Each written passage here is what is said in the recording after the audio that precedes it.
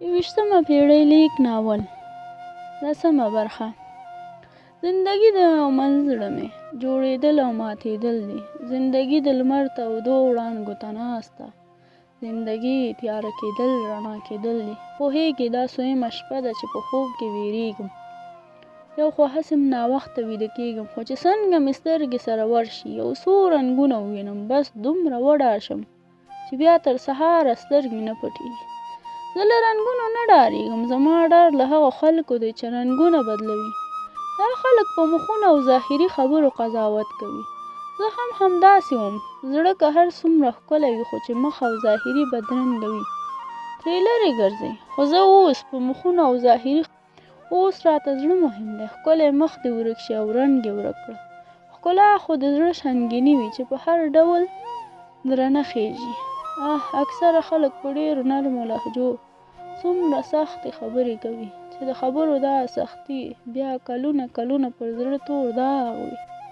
ما ته هم همداسې د نرمو لهجو سختې خبرې را یادېږي. ته خو پوهېږې چې زه څه وایم. ستا له تګه وروسته په ډېرو خبرو او کیسو پوه شوم. ډېر مې په ځان وخندل او د نورو په چالاکۍ او د مخۍ مې وژړل.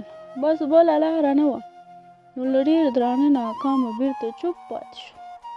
زما قصور ښایي همدا وي چې له ځانه مې ځینې نور ضرر وګڼله. همدغې اړتیا تر دې حده راوستم. نه غواړم دا خبرې را یادې کړم. زه له ډېره یوازیتوبه خپل سیوري سره کیسې کوم. غېږ ترې چاپېره کړم او ښې ګیلې ورته وکړم. مګر اوس مې خپل سایه هم پرېښی یم. چیغې پسې ووهم، غږ مې پسې ټپ شوی، خو سایه هم رانه تنګه شوې ده. سوال درته کوم، زارۍ درته کوم، زما له ژونده لرې لاړ شه. ما ته بیا ایمیل کې لیک مه رالېږه. زما پر زخمونو مالګې مه دوړوه. نن دې بیا هماغه غره پر سر ناست یم، پر کوم چې زه او ته دواړه ناست او د یو بل پر سر مو قسمونه خوړل. کله کله انسان دومره ناپوه وي چې خپله ناپوهي ورپورې خندا کوي. زه هم یو له هغوی وم.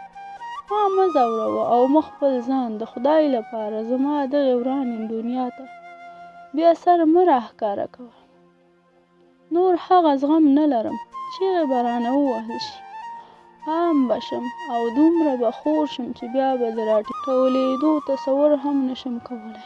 ما په کارونو کې دومره ځان ډوب کړی چې غواړم یوه شېبه دې هم یاده نه کړم. زه غواړم چې خپل ځان د ستا د یادونو او خیالونو له دغې درنې سزا نه خلاص کړم. او اوس په 5 وخته لمانځه کې دا دعا کوم چې خدایه اجر او صبر راکړي. نن څومره درنه او بدبخته ورځ ده. نن مې د خپلې مینې د وچ شوي ګل پاڼې بیا ولیدې. نن بیا پر هماغه غره ناست یم او ژاړم. پر کوم غره چې مو د صداقت او راستۍ قسمونه کړي وو. ما به چې کله له ملا نه اورېدل چې رب مشرکان نه بخښي، نو له ځانه سره به مې ویل چې خدایه ته خو ډېر لوی یې، په دې دومره لویۍ دې دا کوچنی انسان ولې نه بخښي.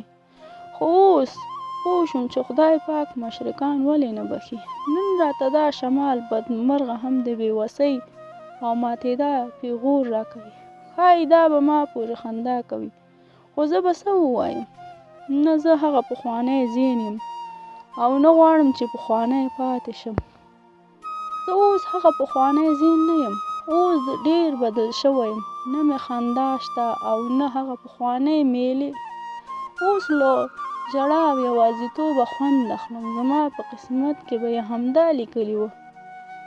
زه یې خوشبویو پسې میرات خدایه، او هغه ګل ډنډر کې مات خدایه.